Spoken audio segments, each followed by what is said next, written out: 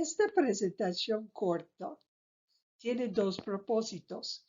Uno es repasar cómo hacer los balances de materia y energía en sistemas con reacción.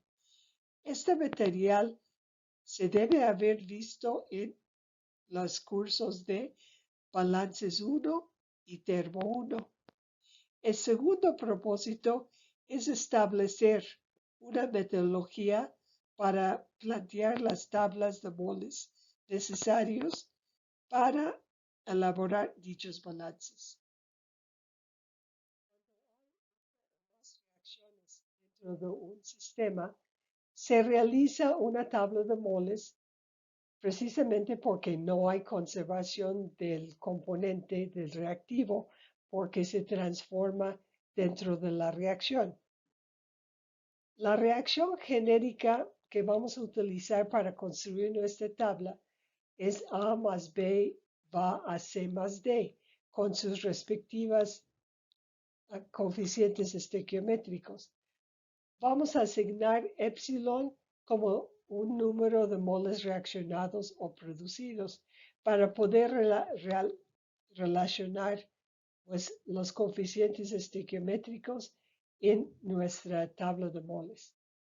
Bueno, ponemos todos los componentes A, B, C, D y inertes y en la entrada al reactor, que son la entrada 1 y 2, tenemos los moles iniciales de A, B, C, D y el inerte.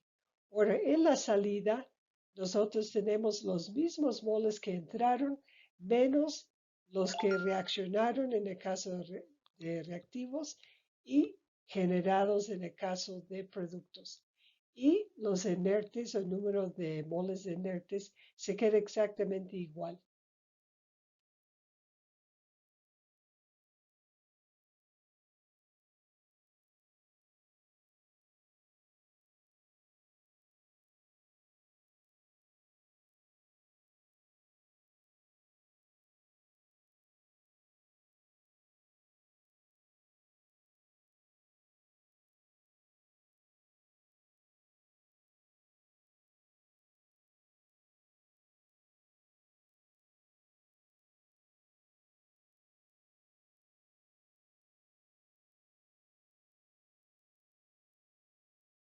Ahora, utilizando el mismo tabla de moles, nosotros podemos elaborar el balance de energía y precisamente tenemos la sumatoria de los moles de entrada de todos los componentes que entran a su temperatura y presión por su entalpía, menos los moles que salen del reactor, más el calor si se transfiere, más trabajo si existe, y es igual a cero para un estado estacionario.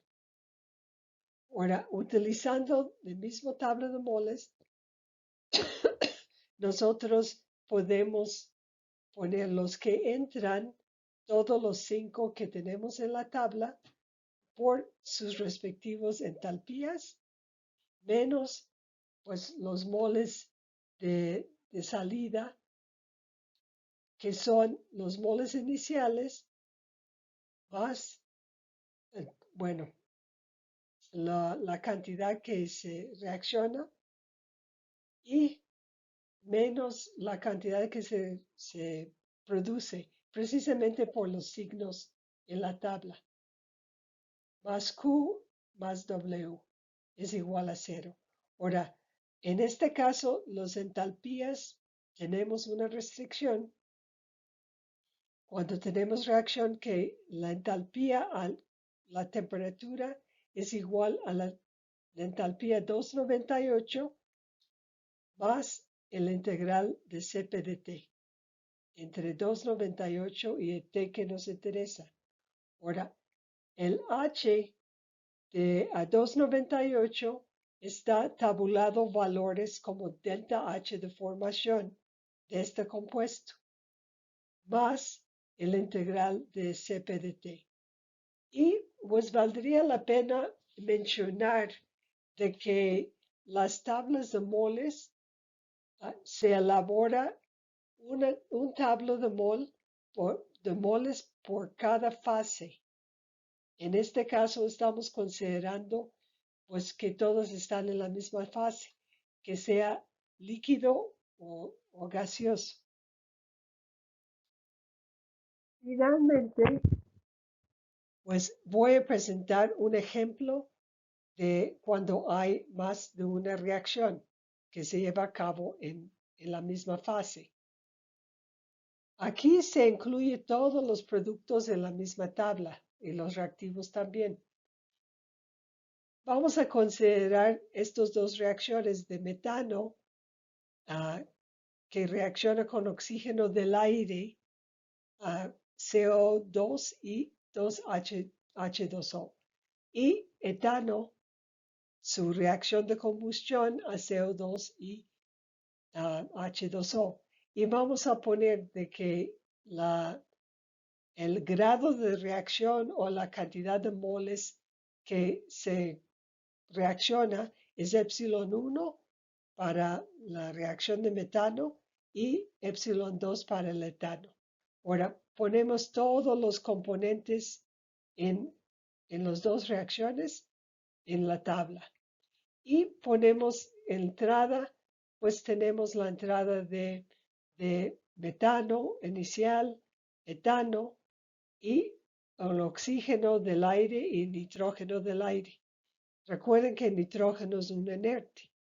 Bueno, entonces en la salida tenemos la cantidad de moles que reacciona de metano, los moles de etano menos lo que reacciona de etano y los moles iniciales de O2 menos los moles correspondientes de la primera reacción menos los moles correspondientes de la segunda reacción.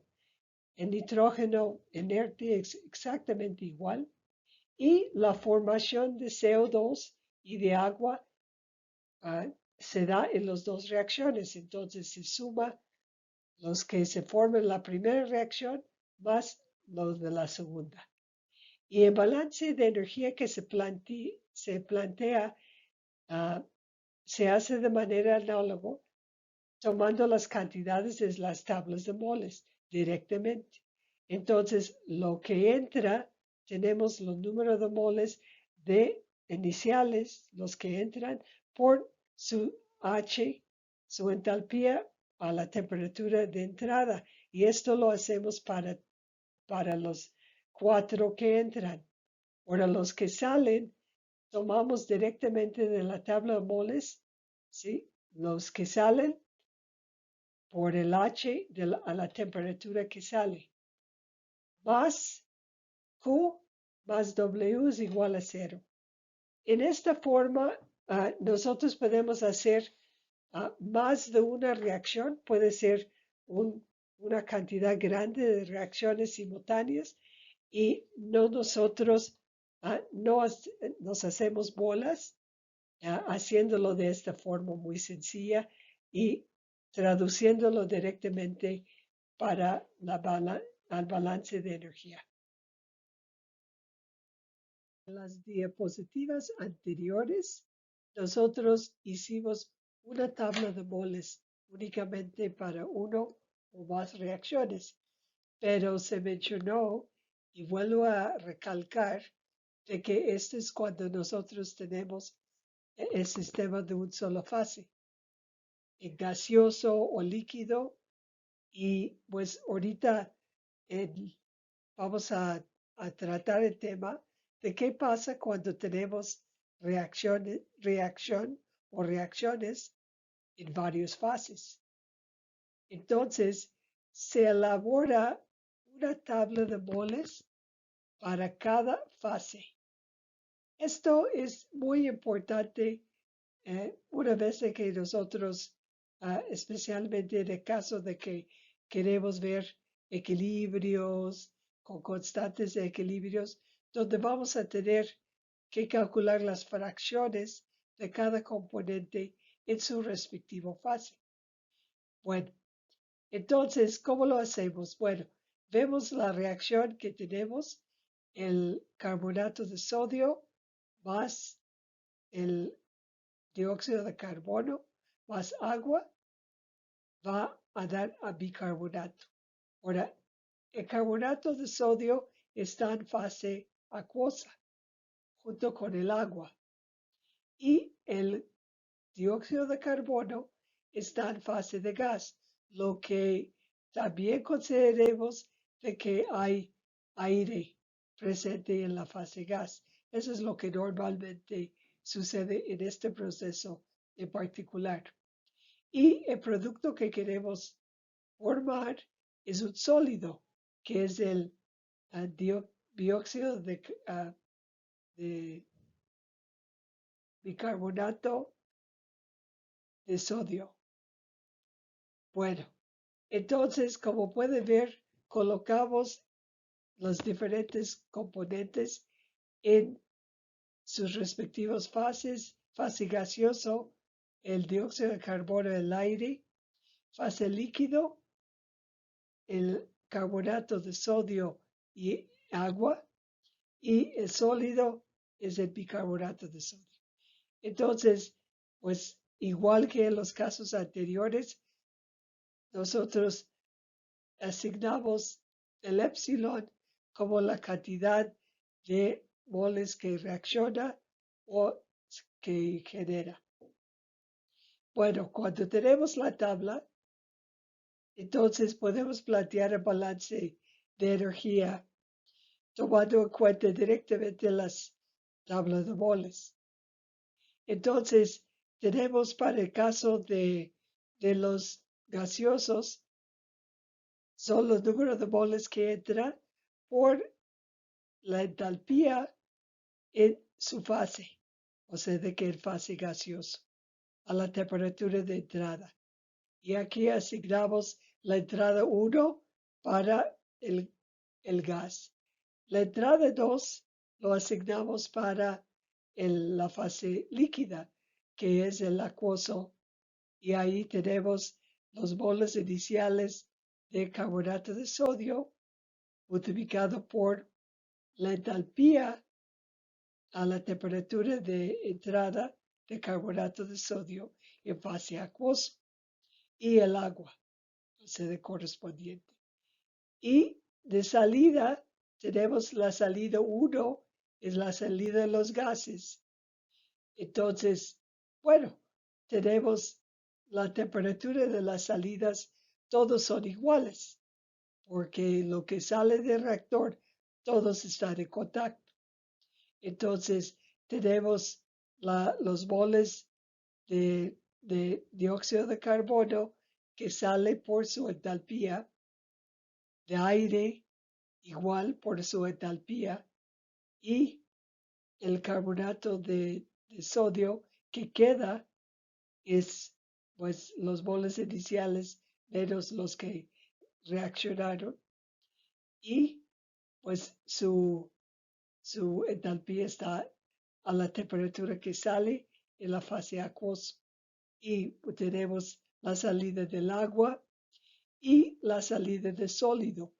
Aquí tenemos por el coeficiente estequiométrico, se forma 2 epsilon. Entonces, pues el Q es si hay intercambio de calor entre los alrededores y el sistema, y el trabajo. No hemos mencionado antes, el trabajo en este tipo de reactores puede provenir de un calentamiento eléctrico, ¿sí? De que, pues precisamente, donde nuestro elemento de calentamiento es enchufable, no sé, entonces consideramos eso como trabajo o agitación. Bueno, eso es para el caso de reactores continuos.